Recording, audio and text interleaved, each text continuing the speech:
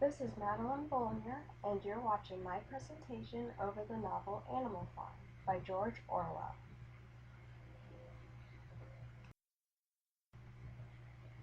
The story of Animal Farm reflects the events of the Russian Revolution, which started in 1917. The genre of this novel is roman à clef, which is defined as a novel in which real people or events appear with invented names. In Animal Farm, the animals of Manor Farm represent many of the key figures of the Russian Revolution. For instance, the old pig named Old Major represents Lenin. In the beginning of the story, Old Major is preaching to the other farm animals about the unfair treatment that they all receive from the farmer, Mr. Jones, who represents Tsar Nicholas II. The animals are fed only enough to live and then must face merciless slaughtering at the end of their lives.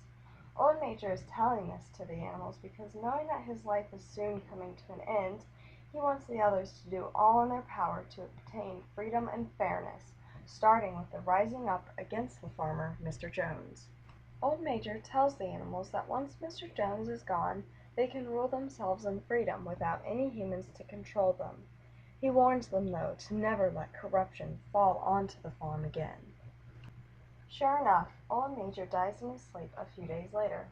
Soon following this, the animals rise up against Mr. Jones. It is surprisingly easy for the animals to chase him off the property, resulting in their immediate victory. With their newly gained freedom, the animals start organizing their new farm, with the new name Animal Farm instead of Manor Farm. The pigs are in charge of teaching and organizing because supposedly they are the cleverest of animals. The three main pigs are Napoleon, Snowball, and Squealer.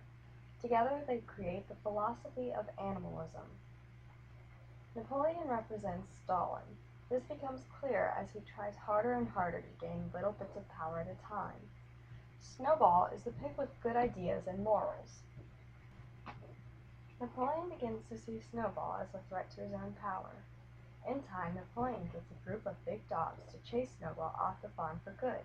Snowball represents Leon Trotsky, an important leader second only to Lenin during the early phases of Soviet communist rule. After Lenin's death, Trotsky was exiled due to his political differences with Joseph Stalin. After Snowball is exiled, so to speak, Napoleon is free to assume all power, which he does. He uses the ideas of breaking free from the slavery of humans to persuade the other animals to follow him. Since the pigs and dogs are of course too busy with ruling and guarding the farm, all the other animals are forced to do all of the work necessary for the farm to survive. As the story goes on, Napoleon's power grows. Soon, Squealer, Napoleon's new personal minion, is sneaking around the farm left and right, changing amendments, rules, and ideas in order to increase the power of Napoleon. As the madness of Napoleon's reign continues, Napoleon and his minions are acting just as the humans. They are living in the farmhouse, wearing clothes, and walking on 2 feet, which according to the 4 feet good, 2 feet bad principle is frowned upon. The pigs are even making amends with the next door farmers.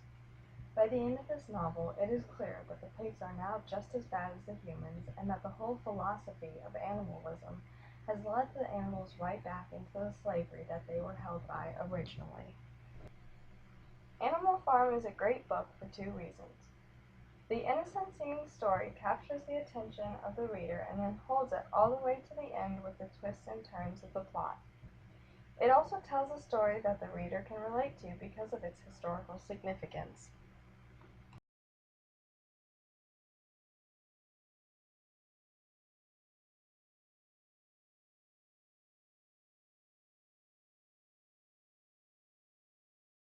Created using Powtoon.